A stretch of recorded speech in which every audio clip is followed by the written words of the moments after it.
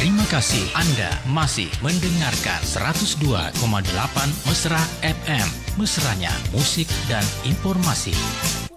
Ya, Assalamualaikum warahmatullahi wabarakatuh dan selamat pagi Samsera. Alhamdulillah di pagi hari ini, tepatnya di edisi siar hari Jumat tanggal 14 Juni atau 7 Zulhijjah 1445 Hijriah. Kami hadir kembali di ruang dengar Insa Mesra di acara Dialog Agama Islam atau yang biasa kita sebut DAI, bersama dengan narasumber yang selalu setia menemani kita setiap hari Jumatnya yaitu Ustaz Muhammad Rosidin BAMA. Dan nanti untuk hari ini materinya adalah masih seputar Hari Raya Idul Adha. Untuk hari ini yaitu sejarah kurban atau sejarah Idul Adha. Untuk acara kami juga boleh didengarkan melalui streaming di www.radiomesra.com. Sekarang juga kita live di Facebook Mas Radio Parepare. Dan baik Insa Mesra, sekarang pukul 10:16 saya mencoba menyapa Pak Ustadz yang sudah hadir di depan saya. Assalamualaikum Ustadz. Waalaikumsalam warahmatullahi wabarakatuh. Iya, apa kabar ini Ustadz? Alhamdulillah rabbil alamin. Insyaallah baik-baik saja. Iya, itu harapan kita untuk semua pendengar Mesra juga. Mudah-mudahan selalu diberi kesehatan lahir batin untuk hari ini dan seterusnya ya. Dan Ustadz, tadi juga sudah saya sampaikan ke Insa Mesra bahwa untuk hari ini materinya masih seputar Hari Raya Idul Adha, yaitu sejarah kurban Ustadz ya. Iya, dan Insa Mesra juga boleh bergabung di layanan telepon kita di 0853 9535 0907. Silakan Ustadz untuk materi kita hari ini. Bismillahirrahmanirrahim. Assalamualaikum warahmatullahi wabarakatuh. Waalaikumsalam warahmatullahi wabarakatuh. Alhamdulillah rabbil alamin. Allahumma sholli ala sayyidina Muhammad wa ala ali sayyidina Muhammad. Insan Mesra dimanapun berada, semoga kita semua dalam keadaan baik-baik saja. Amin. Segala puji hanya bagi Allah Subhanahu wa taala. Salawat dan salamnya kita haturkan kepada orang yang paling mulia, yaitu junjungan kita, Nabi kita, Rasul kita yang mulia, baginda Nabi Muhammad sallallahu alaihi wasallam. Insan Mesra dimanapun berada, alhamdulillah kita berjumpa kembali. Kita haturkan kepada orang yang tanggal 14 Juni ya. Juni, iya betul. Insyaallah kita akan menyambut Hari Raya Idul Adha. Ini sekarang sudah tanggal 7 Zulhijjah Ustaz. Iya. Iya. Insyaallah besok berarti tanggal 8, kemudian besoknya lagi tanggal 9 Zulhijjah. Dan tentunya kita nanti ada beberapa hal-hal yang kita dianjurkan ataupun disyariatkan, diantaranya puasa dan kesunahan-kesunahan sholat Idul Adha dan seterusnya. Kebetulan kita akan membahas tentang seputar daripada sejarah berkurban ataupun Idul Adha. Sebelum kita memulai, kita ada baiknya kita mendoakan siapapun itu kenalan kita, keluarga kita, siapapun guru-guru kita, baik guru-guru kita yang ada di Sulawesi Selatan ataupun di seluruh Sulawesi ataupun di seluruh Indonesia ataupun di seluruh dunia, kita semuanya masih baik yang masih hidup maupun yang sudah tiada, siapapun dia kita doakan. A'udzubillahi minasyaitonir rajim. Ilahi bil Mustafa Rasulillah sallallahu alaihi wasallam. Sya'ulillahil Fatihah. A'udzubillahi minasyaitonirrajim. Bismillahirrahmanirrahim. Alhamdulillahirabbil alamin arrahmanirrahim maliki yaumiddin. Iyyaka na'budu wa iyyaka nasta'in. Ihdinas siratal mustaqim. Siratal ladzina an'amta 'alaihim ghairil maghdubi 'alaihim waladdallin. Amin. Bismillahirrahmanirrahim. Insan Mesra, sebagaimana kita ketahui bahwasanya Idul Adha ataupun Idul Kurban, Idul Adha ini merupakan salah satu di antara beberapa ibadah yang Allah perintahkan kepada kita. Idul Adha, apa sih Idul Adha? Apa itu Id? Kenapa disebut Id? Atau Id itu apa secara bahasa? Id itu adalah ada yang udu aidan, yaitu kalau secara bahasanya kembali, berulang-ulang. Kenapa? Litikroli ami kulli sanatin. Karena berulang-ulangnya di setiap tahun. Au li'audillahi, ataupun mengembalikannya Allah Subhanahu wa taala ala suryon aja. Ataupun Allah Subhanahu wa taala mengembalikannya seorang hamba terhadap kegembiraan. Contohnya ketika Idul Adha pasti gembira itu. Ataupun Idul Fitri sama, karena tadinya puasa. Setelah puasa, ketika Idul Fitri pasti orang bergembira semuanya itu. Walaupun andai kan nggak punya uang, nggak punya pakaian baru, pasti tetap di dalam hati ada rasa gembiranya. Udah Idul Fitri itu. Wa khususan bi ghufranil dzunub, ataupun terutama karena diampuninya dosa-dosa. Karena dikembalikannya seorang hamba kepada kesucian, maka id kembali lagi. Itu kembali lagi atau kembali berulang-ulangnya di setiap tahun. Idul Fitri lagi, Idul Adha lagi, Idul Fitri lagi, Idul Adha lagi, maka id kembali maknanya. Kemudian selanjutnya Idul Adha. Kalau kita bicara Idul Adha, bagaimana sih seputar Idul Adha sebelumnya dulunya? Maka di dalam tafsir Bapak Ibu insan mesra dimanapun berada, itu dalam tafsir Hasyiah Sawi ataupun tafsir Munir, Murah Labid, Imam Nawawi Al-Bantani, ataupun tafsir Ibnu Katsir, ataupun tafsir Al-Futuhatul Ilahiyah, Hasyiah daripada tafsir Jalalain, itu dijelaskan Bismillahirrahmanirrahim. Di sebelum Idul Adha dulunya, Nabi Ibrahim kan kenapa disebuti Khalilullah, kekasih Allah? Jadi imannya para nabi itu iman yang kuat, super kuat, dicintai oleh Allah, sehingga salah satu ulul azmi itu diantaranya Nabi Adam, kemudian Nabi Ibrahim, Nabi Nuh, Nabi Isa, Nabi Muhammad SAW. Ini Nabi Ibrahim alaihissalam. Ini salah satu julukannya itu adalah Khalilullah, kekasih Allah Subhanahu Wa Taala. Nabi Ibrahim lama tidak punya keturunan lama. Tidak punya keturunan. Beliau karena seorang nabi itu rata-rata semuanya keimanan para nabi dan para rasul itu heran melihat orang yang tidak kenal Allah, tidak menyembah Allah, itu heran. Sehingga Nabi Adam ini Bapak Ibu, Nabi Adam itu oke. Ya. Kita terima dulu teleponnya masuk ke tas ya. Iya, halo. Assalamualaikum. Waalaikumsalam warahmatullahi wabarakatuh. Ustaz Rasidin. Iya. Kita pernah ketemu di Lapak Dekmas ini. Oh iya, Pak Imran ya? Iya betul. Pak Imran ya, tidak salah. Ya, malam pagi datang sama-sama. Iya, pas selesai isi takziah kami ya Pak ya. Iya. Ya betul, kita silaturahim. Waduh, bahagia saya ketemu dengan Ustaz yang saya agungkan. Astagfirullah, alhamdulillah, semua daripada Allah Subhanahu Wa Taala, ilmunya Allah. Ya. Amin Bapak. Tolong suara radionya dikecilkan sedikit Pak Imran. Iya, sedikit ada sedikit masalah kurban. Iya. Kurban, iya betul. Saya kan ini 7 orang bersaudara. Iya Pak. Sementara yang 2 itu sudah meninggal. Iya.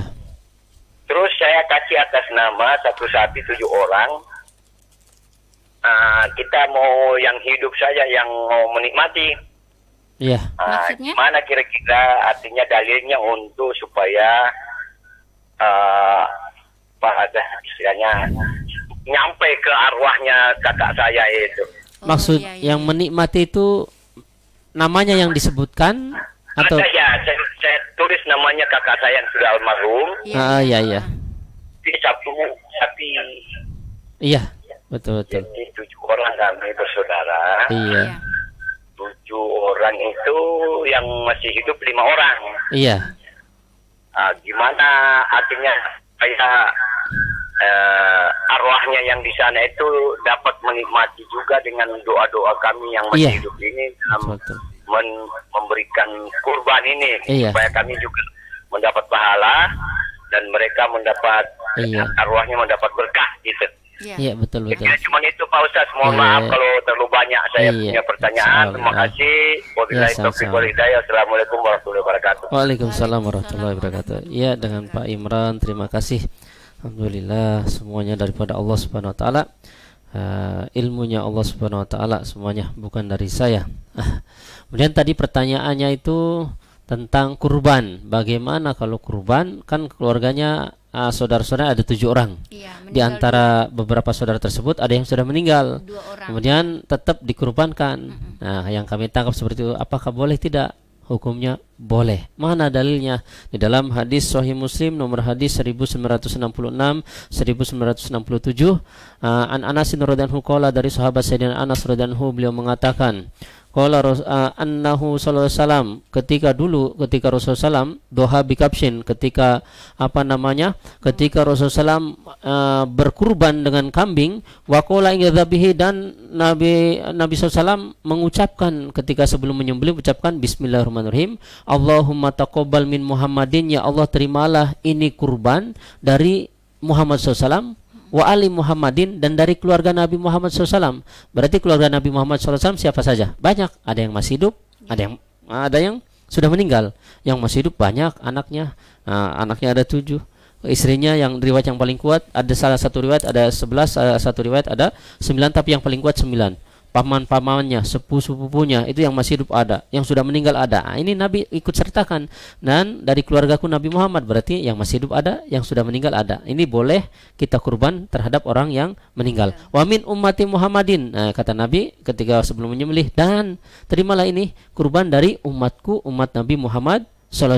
Berarti umat Nabi Muhammad SAW ketika Nabi masih hidup, ada yang masih hidup, ada yang sudah meninggal, dan ada juga yang belum dilahirkan kita.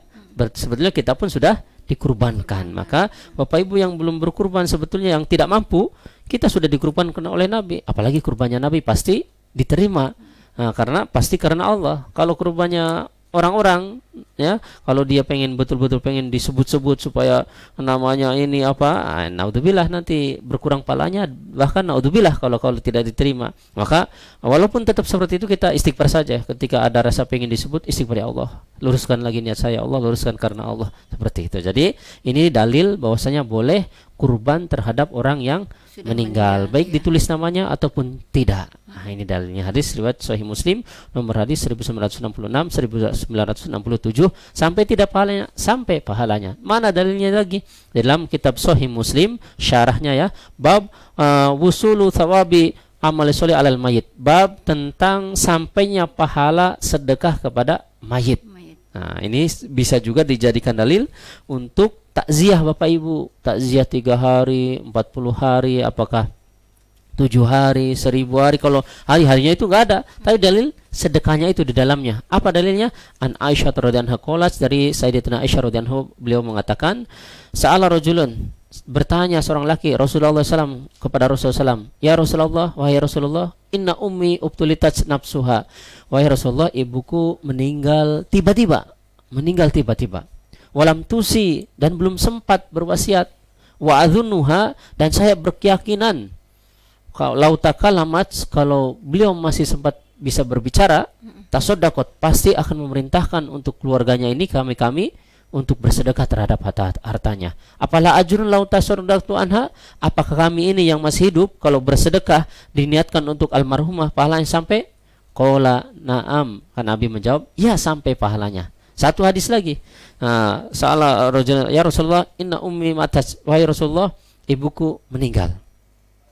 Nah, wa afalah ajrun lau tasaddaqtu anha, apakah kami ini yang masih hidup, apa kalau kami bersedekah diniatkan untuk almarhum pahalanya sampai? Qala na'am, ya, sampai, kata Nabi, pahalanya. Ayu afdalu tasaddaqtu anha, maka sahabat tersebut masih menanyakan, terus sedekah apa yang paling utama? Sakyul ma, qala sakyul ma, Nabi menjawab, ngasih minum air kepada orang diniatkan pahalanya kepada almarhum. Nah, ini bisa juga didalil untuk takziah dan sejenisnya. Di dalam takziah 3 hari seharinya enggak ada, tapi di dalam takziah ada sedekah, ada apa. Nanti kan orang itu yang enggak setuju takziah itu enggak ada di zaman Nabi. Takziah sehari, 2 hari, 3 hari, tapi di dalam takziah itu apa isinya? Sedekahnya itu. Niatnya itu karena diniatkan untuk almarhum. Begitu pula itu tadi, katanya pertanyaannya, sampai tidak pahala untuk kurban. Tadi pun yang niatnya untuk almarhum sampai, apalagi ini kurban. Pahalanya diniatkan untuk almarhum. Ini Nabi juga berkurban diniatkan untuk keluarganya, untuk umat Nabi Muhammad. Berarti ada yang masih hidup, ada yang sudah meninggal, pahalanya sampai seperti itu. Bagaimana dengan pembagian hewan kurbannya untuk orang yang meninggal tadi? Kan ada juga yang bilang bahwa tidak boleh dimakan ini. Bagaimana itu? Untuk orang yang meninggal. Ya, ada 2 orang yang meninggal, tapi diikut sertakan. Terus apakah itu dagingnya boleh dimakan atau tidak? Jadi kan yang boleh keluarganya yang berkurban ini. Kan boleh. boleh kan, yang paling banyak itu intinya yang paling banyak, yang kurban itu yang paling banyak, kalau mau ambil paling banyaknya sepertiganya, nggak boleh lebih. Terus kalau yang meninggal, jatah yang meninggal itu kemana? Apakah boleh yang lain makan? Nah, maka boleh saja. Nah, tapi lebih bagus sepertiganya. Tapi kalau lebih bagus lagi dikasihkan kepada fakir miskin. Lebih afdal dikasihkan, diberikan saja lebih afdalnya. Seperti itu. Karena ada yang pertanyaan juga begitu. Iya. Dengan katanya tidak boleh dikelola di dalam rumah korban itu untuk yang mayat itu. Iya. Terus ini juga terkadang sering bertanya juga di masyarakat setiap isi pengajian itu, apakah boleh dicampur yang hidup sama yang meninggal? Boleh namanya, ataupun dipisah-pisah sama keluarga, bagaimana? Boleh Bapak Ibu, satu grup itu isinya keluarga semua boleh. Satu grup mau dicampur-campur boleh. Satu grup ada yang meninggal, ada yang hidup, boleh semuanya. Bebas, dimanapun. Bebas, tapi bagiannya sesuai bagiannya. Berarti kalau dia sepertiga, ya udah paling banyaknya sepertiga. Nah, paling banyak sepertiga, seperti itu. Paling banyak memang diambil sepertiga kalau mau paling banyak. Kalau mau afdal lagi, ambil sebagian, ambil keberkahannya, sisanya dibagikan semua. Afdalnya itu. Ya, serasa jawaban Pak Ustadz untuk Pak Imran jelas sekali ya. Jadi untuk keluarga yang meninggal, insya Allah kalau misalkan diniatkan untuk dikurban, ikut kurban, insya Allah pahalanya dapat. Terima kasih. Selanjutnya saya ketemu dulu Ibu Roslina, amin ya rabbal alamin. Kemudian terima kasih mendengarkan kami. Kemudian ada Ibu Esti Kuswardani. Maaf, mau bertanya ini Ustadz, niat puasa Tarwiyah dan Arafah, dan apa itu hari tasyrik? Nah, itu. Kemudian Ibu Hajrana Umar, bismillah, assalamualaikum, Tabe izin hadir mendengarkan. Terima kasih Ibu Hajrana Umar ya. Ya, silakan jawaban untuk Ibu Esti dulu ini Pak Ustadz. Ya, yang Ibu Esti Kuswardani, yaitu niat puasa Tarwiyah niat dan puasa Tarwiyah dan Arafah. Ya, jadi puasa Tarwiyah dan Arafah, hari Tarwiyah itu hari tanggal 8 Zulhijjah. Hari Arafah tanggal 9 Zulhijjah. Niatnya bagaimana? Nawaitu shauma tarwiyatan lillahi ta'ala. Niat saya puasa Tarwiyah karena Allah Ta'ala. Niatnya malam atau pagi masih boleh. Nah, kalau puasa Arafah, nawaitu shauma Arafata lillahi ta'ala. Niat saya puasa sunnah hari Arafah karena Allah Ta'ala. Sudah? Yang wajibnya itu di dalam hati. Tinggal di dalam hati kita utarakan niat ininya.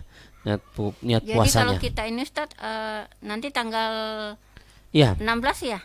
Iya, berarti kan sekarang tanggal berapa ini? 14. 14. Besok udah masuk hari Tarwiyah. Karena tanggal 1-nya itu ketika hari Sabtu. Kan bulan kemarin, bulan Zulqa'dahnya, terakhir bulan Zulqa'dah, pas maghrib kemudian diteropong, ternyata kemana melihat hilal, berarti hari Sabtunya itu sudah masuk tanggal 1 Zulhijjah. Berarti kalau hari tanggal Sabtu kemarin Zulhijjah, berarti sekarang Sabtu, Ahad, Senin, Selasa, Rabu, Kamis, Jumat, Sabtu, Ahad. Berarti Sabtu besok tanggal 8 Zulhijjah, Ahadnya tanggal 9 Zulhijjah. Seperti itu. Jadi besok itu sudah hari Tarwiyah ya Ustaz? Iya. Hari Tarwiyah besok. Nah, kemudian kalau mampu dari hari tanggal 1 Zulhijjah kita berpuasa, tapi tidak mampu, kita ambil Tarwiyah sama Arafahnya. Tidak mampu lagi, ya ambil hari Arafahnya saja. Di antaranya apa? Dalil hadisnya ataupun pahalanya bagi yang puasa Arafah.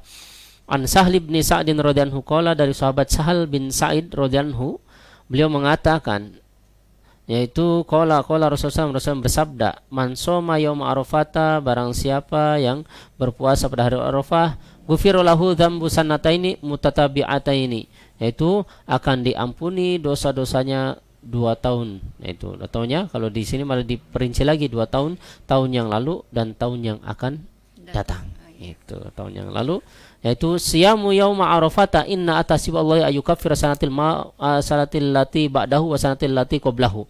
Itu riwayat sahih Muslim ya, hadisnya sahih dari Bapak Abi Qatadah radhiyallahu anhu, beliau mengatakan sudah Rasulullah SAW, ditanya Rasulullah SAW an yaumi arafata, tentang puasa Arafah.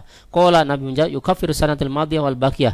Nabi menjawab akan menghapuskan dosa 1 tahun yang lalu dan 1 tahun yang akan datang. Hadis riwayat sahih Muslim, sahih Tirmidzi, sahih semua ini hadisnya. Maka Bapak Ibu jangan sia-siakan kesempatan tersebut. Nah, kalau bisa besok puasa hari Sabtunya hari tarwiyah namanya. Niatnya bagaimana? Niatnya kan yang wajib dalam hati. Dalam hati niat saya puasa tarwiyah karena Allah Ta'ala. Kalau tidak besoknya berarti ambil paling minimalnya ambil hari Ahadnya itu hari Arafah tanggal 9 Zulhijjah. Pahalanya itu 1 tahun yang lalu dosanya akan diampuni, 1 tahun yang akan datang diampuni. Hadis Sahih Muslim. Kalau setiap hadis tentang masalah dosa diampuni maksudnya apa? Dosa dosa kecil. Kalau dosa besar harus bertobat kepada Allah dan berjanji kepada Allah, minta ampun dan berjanji kepada Allah tidak mengulanginya kembali. Nah, itu. Masih ada satu lagi pertanyaannya. Apa itu hari tasyrik?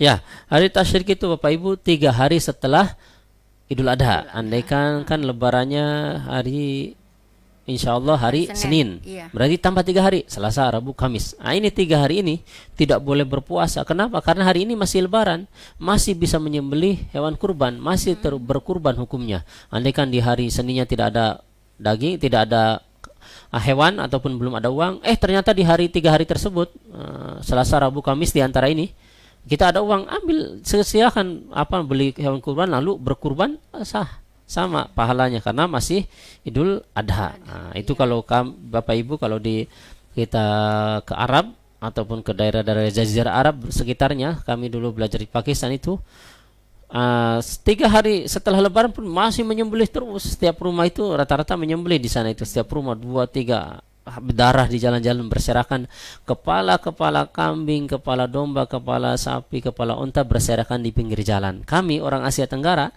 kan mau apanya pun diolah semua, mau kulit ke mau jeroan semua diolah. Kami dibagi tim, ada yang nungguin di tempat penjagal bawa ember karena untuk ngambil kepala ini. Nah, ada yang nungguin oper embernya kemana ke dia, ada yang nunggu di jalan, ada yang bawakan ke tempat wudu. Di tempat wudu ada yang bagian membersihkan, setelah membersihkan ada yang bagian mencincang-cincang, dan ada yang bagian nanti masukin ke freezer. Kalau belajar di luar negeri seperti itu Bapak Ibu, difasilitasi, ada kulkas apa semua ada, dari KBRI ada, dari KJRI ada dari universitas juga ada. Nah, seperti itu. Kalau di sana itu bukan hari Idul Adha, bukan sehari saja. Memang kan sesuai hukum itu.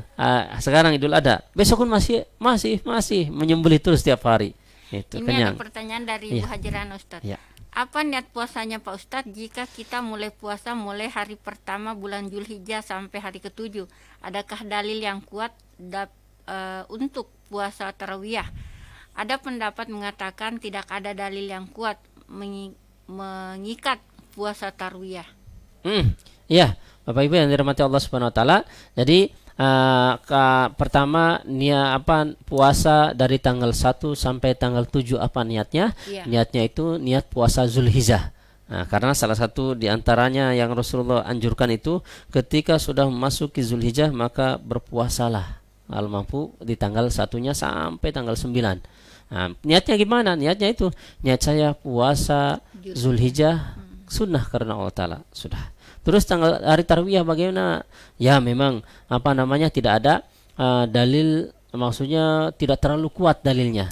Lalu boleh tidak diamalkan? Boleh. Kenapa? Karena kan fadilah. Kan Nabi juga memerintahkan di dalam riwayat yang lain bahwasanya kita diperintahkan untuk puasa dari tanggal 1. Maksudnya di tanggal 10 Zulhijjah tersebut kita berpuasa dari awal sampai tanggal 10. Maksudnya sampai tanggal 9-nya. Berarti di hari ke-8 juga berpuasa. Iya, hari tarwiyah. Nanti ketika hari Arafah niatnya Arafah, hari tarwiyah niatnya tarwiyah. Kalau masalah fadilah itu keuntungan, boleh sama. Boleh sama seperti orang ini loh. Yasin, yang enggak setuju Yasin ya. Baca Yasin, kenapa? Baca Yasin, mana ada dalilnya? Memang tidak ada dalilnya. Rasulullah, para sahabat tidak ada baca Yasin setiap malam Jumat. Nah, kalau mereka enggak setuju baca Yasin, ya udah baca Quran lah, baca Quran. Kan Yasin Al-Quran bukan? Al-Quran. Kenapa itu malam Jumat? Ya kalau bisa setiap malam. Tapi kan ulama-ulama memikirkan umat supaya ada momentum-momentum berkumpul bersama, doa bersama, zikir bersama, ngaji bersama, makan bersama. Makanya momentumnya biasanya diambil malam Jumat. Kalau malam Jumat diantara khusunannya baca Al-Kahfi. Kalau Al-Kahfi panjang. Orang nggak mampu semua orang. Makanya ulama memperkirakan yang mudah enggak terlalu panjang, enggak terlalu pendek, baca Yasin saja. Dan hadisnya mana? Di mana? Hadisnya termasuk Yasin itu adalah hatinya Al-Quran, dan barang siapa yang baca Yasin, insya Allah hajatnya ataupun dosa diampuni. Memang hadisnya tidak terlalu kuat, tapi untuk fadilah boleh. Nah, kalau tidak mau dalilnya, oh ini kan baca Yasin nggak ada dalilnya, ya udah nggak usah bilang sebut Yasin. Kita baca Quran setiap malam Jumat di masjid sama pu imam bersama jamaah, lalu ditutup doa bersama, makan bersama. Pahala semua enggak? Yang bersedekah pahala, doa bersama berpahala. Itu kan yang dibaca Yasin, bukan Al-Quran. Yasin Al-Quran juga. Nah, kan juga Al-Quran juga, bukan Yasin. Seperti itu. Sama seperti itu juga dalil tarawiyah, puasa tarawiyah, dalilnya enggak terlalu kuat, tidak mengapa. Kan makan aktsorofilan kan aktsarofadlan. Barang siapa yang banyak pekerjanya, banyak juga pahalanya. Apalagi ditunjang, dibantu dengan hadis yang riwayat yang lain bahwasanya kita dianjurkan, disunahkan untuk puasa di 10 awal Zulhijjah. Tapi tanggal 10-nya jangan, maksudnya itu menggenapkan saja. Berarti tanggal 1 sampai tanggal 9 gitu. Nanti tanggal 8-nya silahkan niatnya tarawiyah atau niatnya puasa Zulhijjah, silahkan. Nanti kalau tanggal 9-nya niatnya puasa Arafah, seperti itu. Ya, terima kasih untuk Ibu Hajrana. Jawaban Pak Ustadz juga sudah lengkap sekali kayaknya ya. Dan baik Ustadz, kita lanjutkan kembali pembahasan kita. Jadi ketika langsung cepat ya supaya dapat semua, diantaranya secara globalnya, ketika Nabi Ibrahim kan selama lama dia punya anak, lama tidak punya anak, yaitu di dalam Quran As-Saffat ya. Dalam Quran ayat 98 atau 99 dan seterusnya, yaitu faja'alnahum asfalin wa qala inni dzahibun ila rabbi sayahdin. Ketika Nabi Ibrahim sudah ujian-ujian banyak, diantaranya dibakar oleh Raja Namrud dan seterusnya, lalu tetap umatnya enggak mau taat kepada Allah, didakwahi enggak mau. Kan dari Nabi Ibrahim dari semenjak kecil itu berpikir, ayahnya kenapa ini menyembah patung, menyembah apa? Patung tidak bisa bicara, tidak bisa mengapa-apakan, kenapa disembah? Ya itulah keimanan para nabi itu, menganggap orang yang tidak mengenal Allah, tidak menyembah Allah itu heran, sesuatu yang aneh. Maka ini para nabi seperti itu. Ketika akhirnya Nabi Ibrahim memikirkan, oh siapa Tuhan ini? Maka ketika terbit matahari, wah ini Tuhan kayaknya, ini Allah, ini kan Tuhan, terang besar. Tapi ketika sore hari terbenam, enggak, bukan ini, masa terbenam Tuhan. Terus ketika malam hari ada bintang, bulan, oh cerah ini, malam hari bisa menujuki, menerangi alam, berarti ini Tuhan. Tapi ketika pagi hari enggak ada, bukan ini, berarti terus. Ini pada Nabi Ibrahim. Ketika itu juga yakinnya kuat kepada Allah Subhanahu wa taala, bahkan Raja Namrud membakar Nabi Ibrahim selama 40 hari 40 malam. Itu ketika sudah selesai semua, itu tetap saja kaumnya tidak taat kepada Allah, tidak menyembah Allah. Maka Nabi Ibrahim, inni dzahibun ila rabbi sayahdin, saya mau hijrah, saya mau pergi ke tempat yang berkah, tempat yang di sana taat-taat, yaitu di tanah Syam. Ketika itu Nabi Ibrahim sambil berdoa, Rabbi habli minas sholihin, karena kan lama tidak punya anak. Ya Allah, berilah saya keturunan yang soleh, yang taat kepada agama, yang taat kepada Allah, supaya bisa meneruskan dakwah saya. Maka Nabi Ibrahim, fabasyarnahu bigulamin halim, maka Allah memerintahkan malaikat ngasih tahu kepada Nabi Ibrahim bahwasanya akan diberi seorang anak yang lembut, yang baik, yang taat kepada Allah Subhanahu wa taala. Ini sudah dikasih anak. Kapan riwayatnya ketika punya anak umur berapa Nabi Ibrahim? Maka nasak bitibkan muslim wa ahlul kitabi bal fi nasi kitabihim anna Ismail alaihissalam wulida wal Ibrahim alaihissalam 86 sanah. Ini ketika Nabi Ismail dilahirkan, pada waktu itu Nabi Ibrahim berumur 86 baru punya anak. Ini pelajaran bagi kita Bapak Ibu yang lama tidak punya anak, sabar betul, minta pada Allah. Ini termasuk doa Nabi Ibrahim, Rabbi habli minas sholihin. 86 tahun baru dikasih anak Ismail, Nabi Ismail. Wa wulida Ishaq wa umur Ibrahim alaihissalam 99 sanah. Dan ketika Nabi Ishaq lahir lagi, punya anak lagi Nabi Ishaq namanya, Nabi Ishaq dilahirkan dan umur Nabi Ibrahim berumur 99 tahun. Masya Allah. Maka sabar Bapak Ibu, ada itu juga itu di marbotnya Masjid Istiqlal di Jalan Bau Masepe itu 15 tahun baru punya anak. Maka ini sabar Bapak Ibu. Itu dari Allah semuanya. Kalau kita sabar berpahala semuanya. Nah, itu ketika sudah punya anak, Nabi Ibrahim, Nabi Ismail, sudah bagus-bagusnya, sudah bisa diajak main kah, diajak disuruh kah, sudah bagusnya, sudah agak besar kan, bisa membantu pekerjaan apa. Tapi datanglah perintah Allah Subhanahu wa taala, yaitu falam balagha ma'ahu sa'ya qala ya bunayya inni ara fil manami an adbahuka. Ketika sudah bisa disuruh, bisa menemani, bisa bantu pekerjaannya itu Nabi Ismail, maka dimimpikan Nabi Ibrahim mimpi, wahai anakku, saya bermimpi diperintahkan oleh Allah untuk menyembelih engkau. Pangdur madza ta'ru. Maka perhatikan, maka bagaimana pendapatmu, bagaimana usulanmu?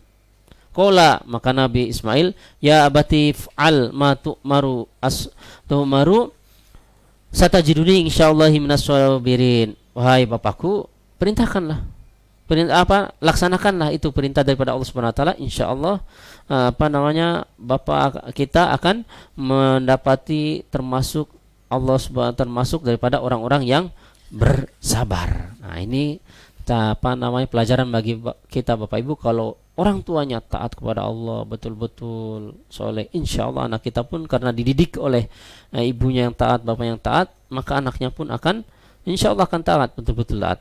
Falama aslama wa talahu lil jabini wa nadainahu ayya Ibrahim qad sadaqta ru'ya. Nah, ini cerita ketika mau disembelihnya. Ketika mau disembelih, maka disembelih. Qala Ibnu Abbas, tafsir Ibnu Abbas, Imam Ibnu Abbas ini, Sayyidina Ibnu Abbas ini salah satu pamannya Nabi atau sepupunya ini ya, salah satu pamannya Nabi. Nah, ini Sayyidina Ibnu Abbas, ada tafsirnya Ibnu Abbas. Ini Sayyidina Ibnu Abbas ini adalah pimpinannya para mufassir di zaman para sahabat. Nah, lama fa'ala dzalika qala ibni, maka ketika Nabi Ibrahim mau menyembelih, maka menyembelih anaknya Nabi Ismail, ya abati ashdid ribati kaila abtarib.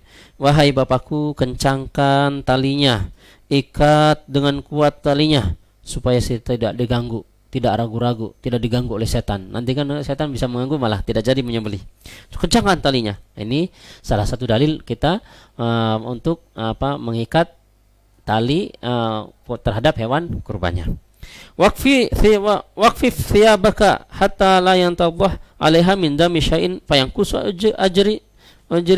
Nah, itu, dan ketika ini ikat bajunya, gamisnya, mungkin panjang zaman dulu bajunya, baju jubah juga, ikat bajunya supaya apa? Supaya darahnya ketika disembelih, darahnya tidak memuncrat ke baju-baju. Kemudian kalau muncrat kan malah pahalanya berkurang. Kenapa? Karena darahnya berkurban itu. Mau diterima dulu atau? Iya, kita terima dulu. Ya. Ya, halo. Halo, assalamualaikum. Waalaikumsalam warahmatullahi wabarakatuh. Iya. Apa kabar ini? Inilah. Alhamdulillah kabar baik. Kita di acara dialog agama ini. Oh, di acara dialog agama. Iya. Kita di acara dialog agama, siapa tahu ada yang ingin dipertanyakan, silahkan bertanya. Oh, iya. Lagu. Iya. Nanti besok ya, besok. Oh, iya. Oke, makasih ya. Iya. Ya, boleh. Iya, makasih. Ya, dilanjut lagi. Ya, maka ketika itu ikat baju saya, jubah saya, supaya apa? Darahnya tidak berceceran ke baju, nanti berkurang pahalanya. Kenapa? Karena darahnya yang jatuh, sebelum jatuh semuanya darahnya itu semua dosa-dosa yang berkurban diampuni. Maka kalau bisa biarkan darahnya bercucuran ke bawah, ke tanah. Watarau ummi patazana, dan kalau darahnya sampai berserakan ke baju-baju, nanti ibu saya melihat baju saya berserakan darahnya, malah nambah sedih ibu saya, kata Nabi Ismail ngomong ke bapaknya Nabi Ibrahim. Wasahada syaprotaka, dan ketika asahlah pisaunya, wahai bapakku Nabi Ibrahim, supaya apa? Wasurabiha ala halki, supaya tajam, supaya cepat nanti ketika menyembelihnya itu tidak susah sekali, karena menyiksa itu tidak boleh. Ini salah satu kesunahan menyembelih ya, diasah dulu dan yang tajam supaya cepat.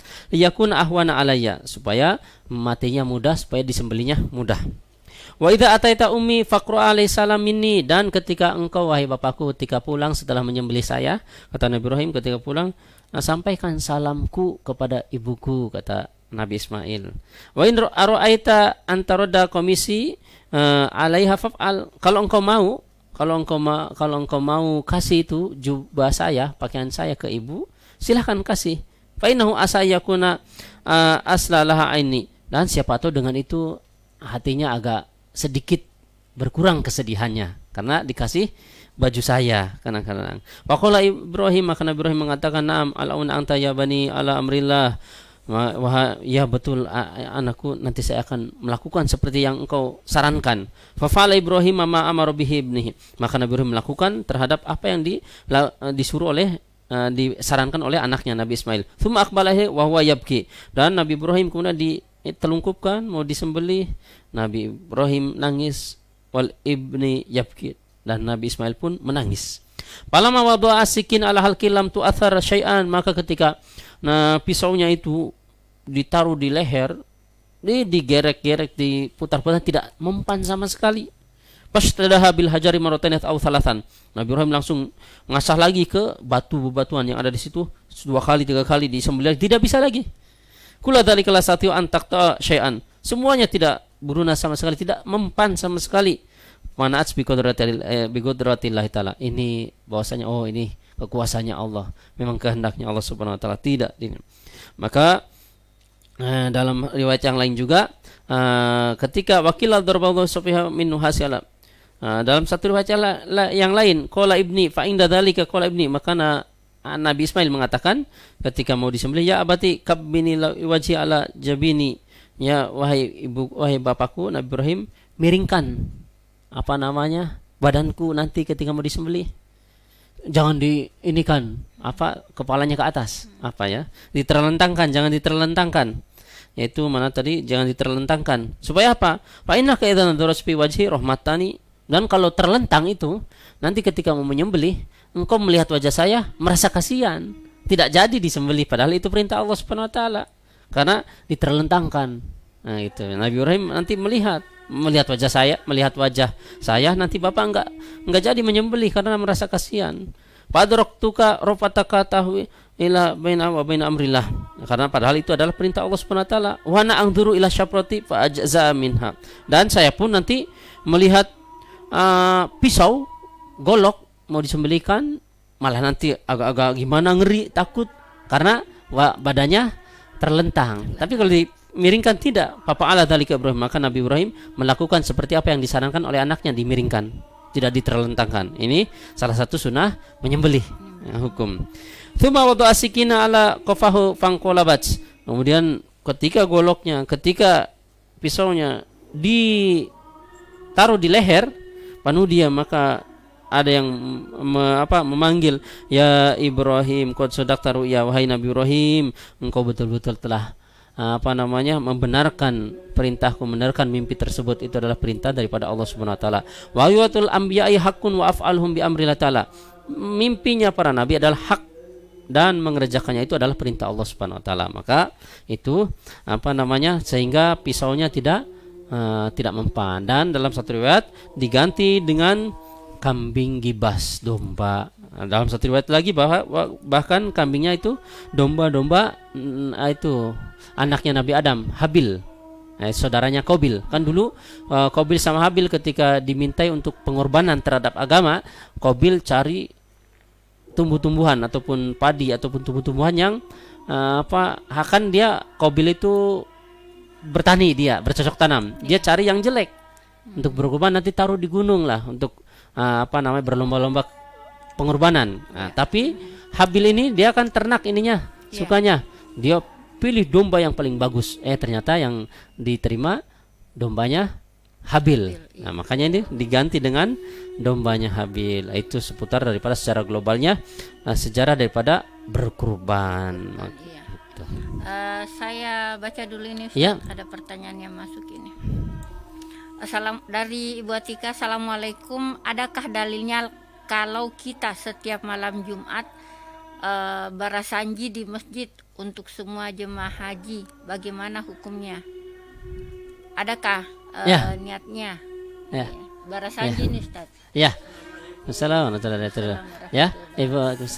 Ibu Atika Ramadhani, Assalamualaikum warahmatullahi wabarakatuh. Waalaikumsalam warahmatullahi wabarakatuh. Adakah dalilnya kalau kita setiap malam Jumat berjanji di masjid untuk semua jamaah haji, bagaimana hukumnya? Adakah niatnya? Ya, jadi Bapak Ibu, berjanji itu apa? Kita harus tahu berjanji itu isinya apa. Kitab berjanji itu isinya kitab yang isinya itu sejarah kelahiran Nabi dari semenjak dari semenjak ketika kehamilannya Nabi, ketika dikandung sampai dilahirkan, sampai ketika kecil, ketika apa, dakwahnya apa, semua itu diceritakan di dalam kitab berjanji bahasa Arab. Jadi itu bagaimana hukumnya? Boleh, malah berpahala. Kenapa? Karena niatnya itu baca berjanji ambil keberkahan dan niat membacakan sejarah daripada Nabi SAW, pasti berpahala. Itu orang yang menyalahkan itu kenapa? Karena dikiranya mantra, baca mantra, padahal itu berjanji itu bukan mantra. Itu berjanji adalah kitab berjanji, isinya kitab sejarah Nabi dari semenjak ketika dikandung, dilahirkan, bagaimana Nabi lahir. Coba lahir sudah dalam keadaan terhitan, sudah menengadah ke atas, tidak ada airnya, tidak ada darahnya, keluarnya bukan darah seperti kita. Nabi lahir, ketika lahir keluarnya nur. Ini berarti orang istimewa ini Nabi.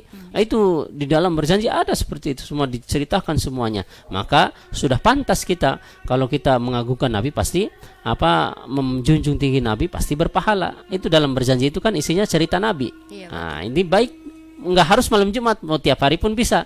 Tapi kan kenapa diambilnya momennya malam Jumat? Karena malam Jumat biasanya kan Sayyidul Ayam, pemimpin daripada hari, bagusnya malam Jumat. Mau baca Yasin ke baca apa silahkan. Apalagi dalam rangka mau menyambut supaya orang haji itu diberi keberkahan, bagus lagi. Kalau dalilnya spesifik yang menentukan orang yang mau haji harus dibacakan berjanji, nggak ada. Cuma ambil keberkahan, ambil keberkahannya di situ boleh. Apa betul? Kemudian yang kedua, bahkan itu berjanji mau berangkat haji, mau buat rumah, mau akikah, mau apa, itu boleh semua karena isinya sejarah Nabi. Pasti ada keberkahannya, pasti ada keberkahan. Apa betul? Yang kedua, apa betul kalau kita memotong ayam sebelum Lebaran kurang pahala dibandingkan di hari raya? Motong ayam, motong itik, motong hewan apapun, mau sebelum hari raya, mau setelah hari raya ataupun di hari raya, berpahala semua kalau niatnya karena Allah, kalau dikasihkan. Apalagi kalau dalam rangka untuk Idul Adha, Idul Fitri. Kan Idul Adha itu menyembelih hewan kurban. Kalau tidak mampu, silahkan apapun. Saya mampunya menyembelih itik ataupun menyembelih ayam, sembelih. Kenapa? Terhukumi kurban? Tidak terhukumi. Tapi pahala enggak? Pahala. Kenapa? Karena dia ada rasa gembira menyambut hari raya Idul Fitri ataupun Idul Adha. Apalagi dibagikan. Karena tujuan Idul Adha itu apa? Tujuannya supaya orang-orang beriman, orang-orang Islam itu mendapat hidangan daging. Walaupun mereka sudah dikasih daging sapi, daging apa? Kambing. Kita punya daging ayam, kasihkan.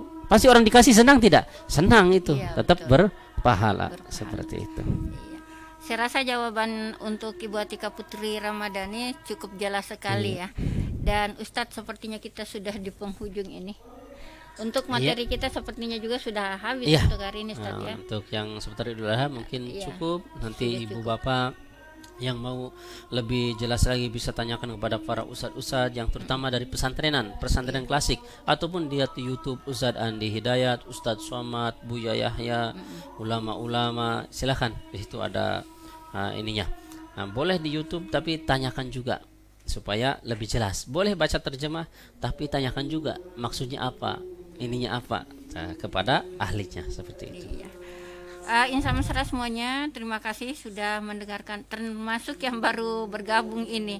Ada Eda Andista Posok Monitor Walau Telat. Selamat. Terima kasih. Terima kasih Ustadz untuk ilmunya hari ini. Terima kasih untuk insan mesra yang sudah berpartisipasi baik melalui telepon juga melalui Facebook.